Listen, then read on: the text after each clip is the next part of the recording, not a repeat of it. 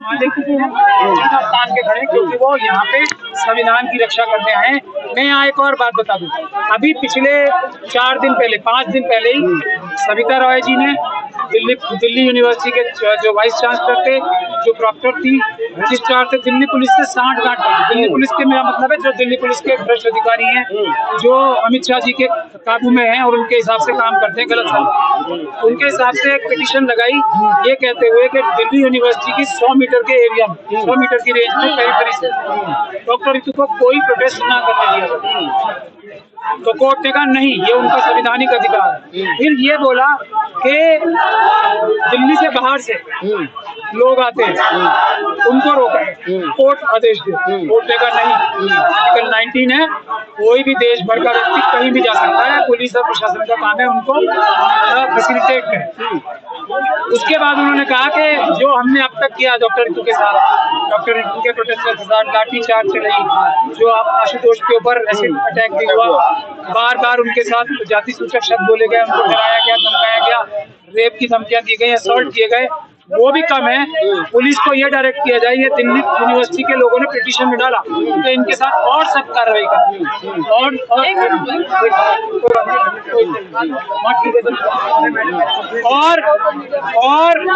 इससे भी ज्यादा जैसा किसानों के ऊपर वो कर रहे हैं हमले, वैसे हमले करने की इजाजत दिल्ली पुलिस को दी जाए या डायरेक्शन दी जाए। कोर्ट ने कहा नहीं, बिल्कुल नहीं दी जाएगी। उसके बावजूद भी जो आज पुलिस ने किया उसका जवाब, फटकार खाने के बाद भी कोर्ट से, हाई कोर्ट से इतनी फटकार खाने के बाद भी पुलिस नहीं सुधर रही है, क्या दबाव है? कोर्ट से ऊपर पुलिस हो गई है। अब देखिए, इनफॉर्मली तो हमें बता रहे हैं सर, फॉर्मली नहीं बता पा रहे हैं कि अमित शाह जी फोन करके धमका रहे हैं। जैसे वो जजिस के बारे में कहा जाता है ना, वो फोन करके जजिस को भी धमकाते हैं, तो पुलिस के ऑफिसर्स को धमका के काम करते हैं।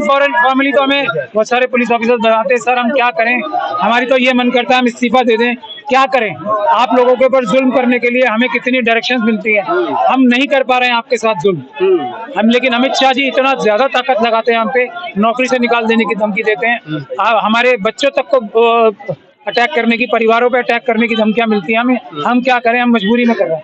तो कुछ ही अधिकारी हैं जो दिल्ली पुलिस में हैं, कुछ अधिकारी जो अमित शाह जी के इशारे पर खुशी खुशी काम कर रहे हैं। बाकी सर दिल्ली पुलिस के जितने भी अधिकारी हैं हमसे इनफॉर्मली सब बताते हैं। आज भी कुछ अधिकारी बता के गए कि यहाँ अभी जो ऑफिसर आए, IPS ऑफिसर आए थे, उनमें से एक व्यक्ति ऐसा थे जो अमित शाह के थे, बाकी सारे तो अपने दिल से बिल्कुल नहीं कर रहे हैं, बल्कि मिशन से कॉन्स्टिट्यूशन का मिशन चल रहा है, वो इसीलिए चल रहा है। और पुलिस के लोग भी इससे बहुत खुश हैं क्योंकि वो भी तो अपने राजनीतिक दबाव में जो उनसे गलत काम कराए जाते हैं वो नहीं करना चाहते ना।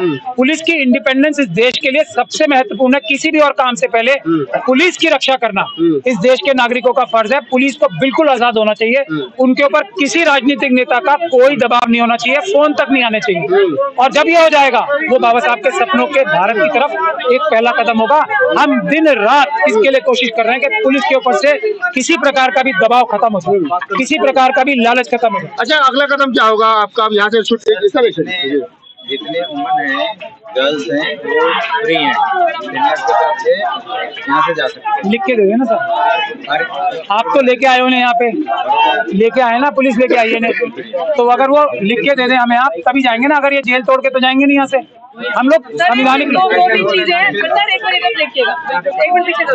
आप लिख के देना, क्योंकि सर मैंने इन्हें कानून सिखाया सबको, तो ये कानून का पालन करें। 2-3 चीजें सर, SHO साहब अभी आए, मिस्टर राजकीय उत्सव में प्रेजेंट है। अभी उस अपराधी की फोटोज दिखाई हमने इन्हें, SHO साहब को भी, कि जो सुबह हमारे साथ वो झंडे वाला सीन कर देगा, गाली। चलो मैं इसको कंप्लीट कर कंक्लूड कर दूं इसको। तो ये आप महमूद प्राचा हैं, सुप्रीम कोर्ट के सीनियर। और सर वो पानी और खाना इनके लिए, और वो कंप्लेन के लिए मैं प्रॉमिस किया कि मैं जो कंप्लेन लिख के दे रही हूँ उस अपराधी के लिए उसकी FIR करके देंगे।